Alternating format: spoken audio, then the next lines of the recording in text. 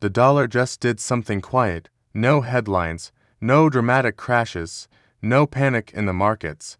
But in Baghdad, in Erbil, in the hushed corridors of the central bank, they noticed. And what the dollar did reveals more about the future of Iraq's economy than any announcement ever. Code. Let me take you inside what just happened. On February 16, 2026, the US dollar against the Iraqi dinar dipped to 1,309.39, a fractional decline of 0.05% from the previous session. By February 18, it had settled at 1,308.50. To the casual observer, these are rounding errors, statistical noise, movements too small to matter. But, to those who understand how currencies work, this quiet stability is the loudest signal of all. The dollar's movement, or rather, its lack of movement, is the product of forces that have been building for months. The Central Bank of Iraq has been systematically tightening its control over the financial system, and the results are now visible in the most fundamental metric of all, the exchange rate. On February 10, Governor Ali Alaq sat down with Ruda in Erbil and delivered the most important interview of the year. He revealed that Iraq's foreign reserves now exceed $100 billion, including more than 76 tons of gold. He disclosed that the money supply stands at approximately 100 trillion dinars, with more than 80% existing outside the banking system. And he explained that the central bank is not studying any change to the official rate of 1,320 dinars per dollar. But here is what the dollar's quiet movement tells us. The gap between the official rate and the parallel market, which has fluctuated between 1,500 and 1,550 dinars in recent weeks, is not a sign of weakness. It is a sign of transition.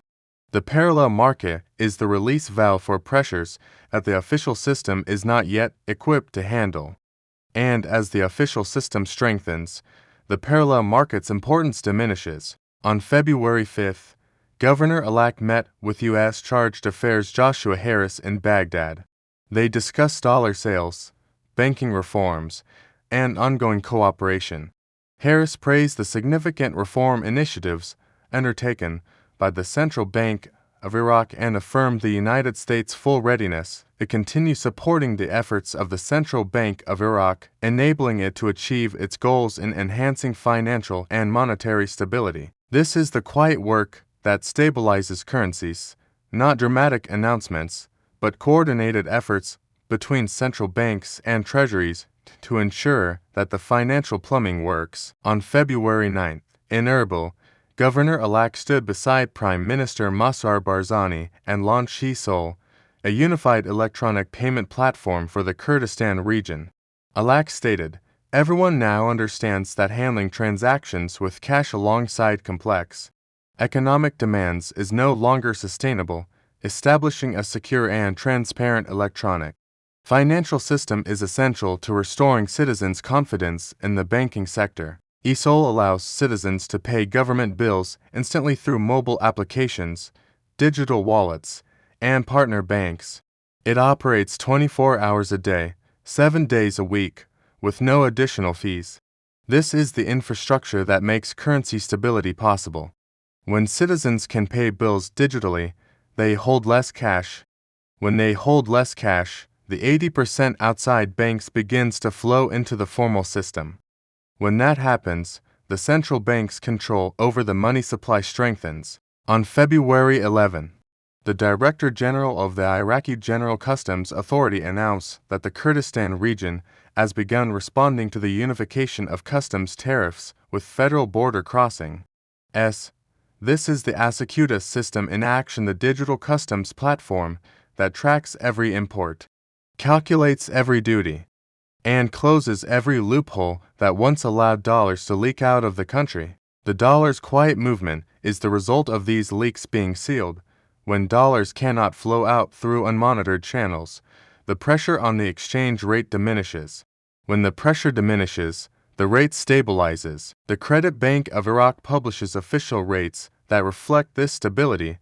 On February 13th, they listed the buy rate for US dollars at 1,300 and the sell rate at 1,320.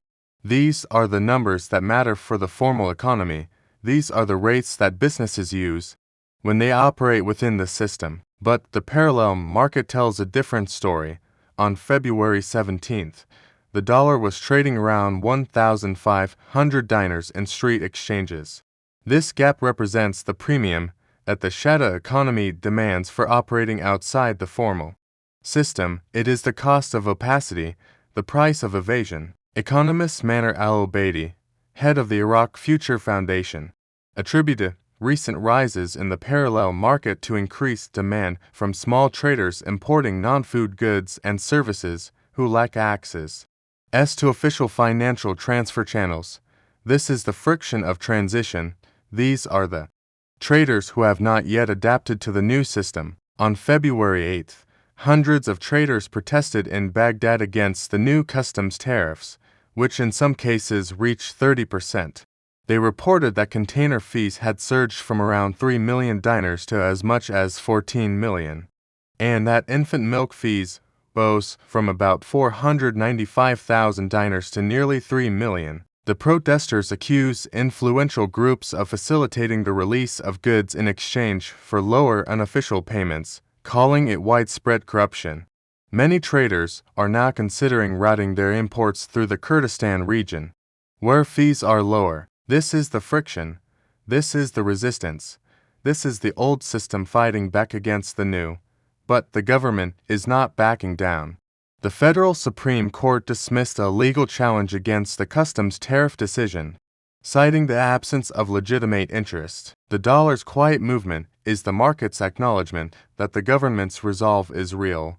When traders see that protests do not reverse policy, when they see that the ASYCUDA system is here to stay, when they see that the central bank's reserves are strong and its international partnerships are solid, they adjust their expectations, and adjusted expectations lead to stable prices. On February 17, the Asian banker reported that Iraq has stopped trading with Iran in US dollars due to sanctions.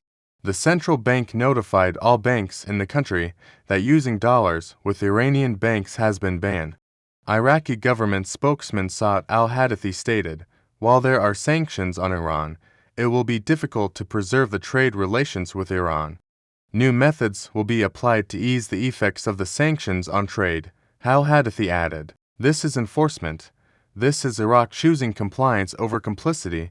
This is the kind of decision that international markets notice.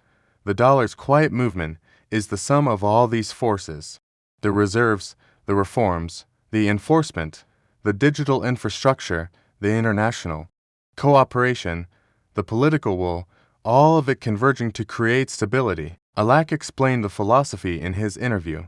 If we link the topic of changing the exchange rate to the budget deficit, it means we have set a shaky foundation for the future of the national currency in Iraq, he said. Stability is a fundamental condition for achieving economic and investment movement. The dollar just did something quiet. It stabilized. It held steady. It proved that the system is working. Iraq's economy is paying attention. So should you.